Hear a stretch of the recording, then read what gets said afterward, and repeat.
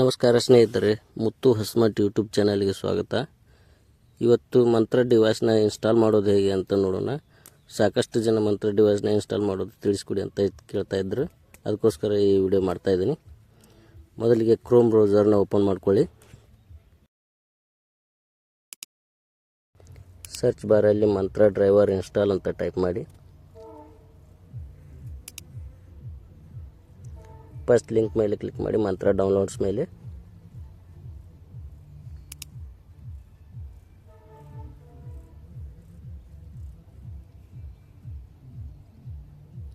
ಇಲ್ಲಿ ನಿಮ್ಮ ಡಿವೈಸ್ನ ಸೆಲೆಕ್ಟ್ ಮಾಡ್ಕೊಳ್ಳಿ. MFS 110 ಅಂತಿದೆಯಲ್ಲ, ಅದ್ರ ಮೇಲೆ ಕ್ಲಿಕ್ ಮಾಡಿ.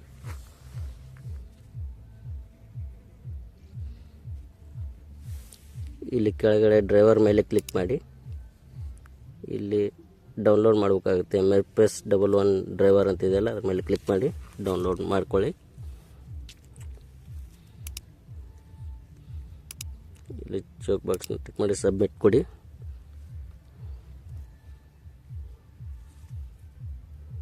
ಇಲ್ಲಿ ಡೌನ್ಲೋಡ್ ಆಗ್ತಾ ಇದೆ ಡ್ರೈವರ್.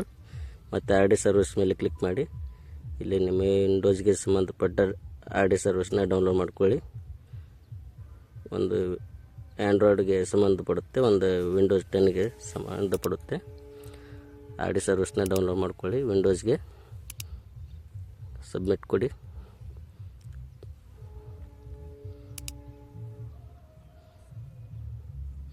ಇದು ಕೂಡ ಡೌನ್ಲೋಡ್ ಆಯಿತು.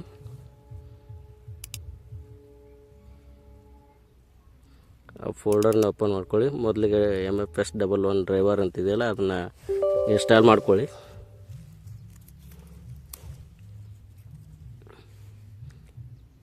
ಇನ್ಸ್ಟಾಲ್ ಅಂತ ಕೊಡಿ.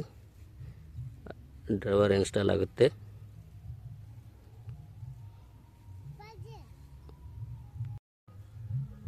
ಫಿನಿಶ್ ಮೇಲೆ ಕ್ಲಿಕ್ ಮಾಡಿ.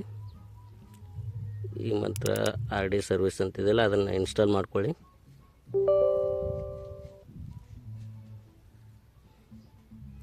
ಇನ್ಸ್ಟಾಲ್ ಮೇಲೆ ಕ್ಲಿಕ್ ಮಾಡಿ.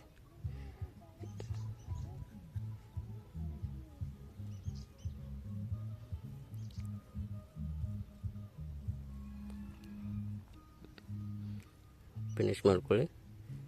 ಈಗ ಮಂತ್ರ ಡಿವೈಸ್ ಇನ್ಸ್ಟಾಲ್ ಆಗಿದೆ ಕಂಪ್ಲೀಟಾಗಿ. ಒಮ್ಮೆ ಸ್ಟೇಟಸ್ನ ಚೆಕ್ ಮಾಡಿ ನೋಡೋಣ.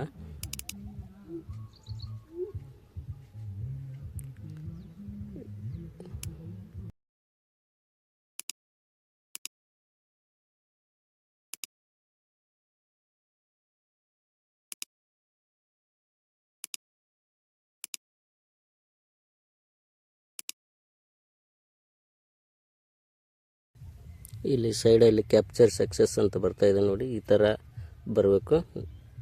ನಾ ಕೊಟ್ಟಿರೋ ಮಾಹಿತಿ ಎಲ್ಲ ಅರ್ಥವಾಗಿದೆ ಅಂತ ಭಾವಿಸ್ತೀನಿ. ಧನ್ಯವಾದಗಳು.